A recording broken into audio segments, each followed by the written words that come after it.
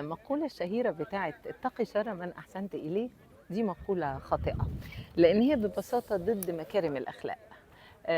المفروض إن كل الديانات بتحض على إنك تبقى في حاجة وفي عون أخيك، فمش معقولة تطلع الجملة بتاعة اتقي شر من أحسنت إليه، معنى كده إنه بيطلب مننا ما نحسنش لبعض، أكيد ده مش حقيقي ومش مظبوط. أنا عرفت وحبيت أقول لكم إن الجملة الأصلية هي اتقي سر من أحسنت إليه، يعني لو أحسنت لحد وساعدته ومديت إيدي العون له، احتفظ بهذا السر، ما تفضلش رايح جاي تقول أنا اديت، أنا عملت، أنا ساعدت. بالعكس، ده احنا في ديننا مأمورين إن إيدك اليمين لو هتدي الصدقة إيدك الشمال ما تشوفهاش.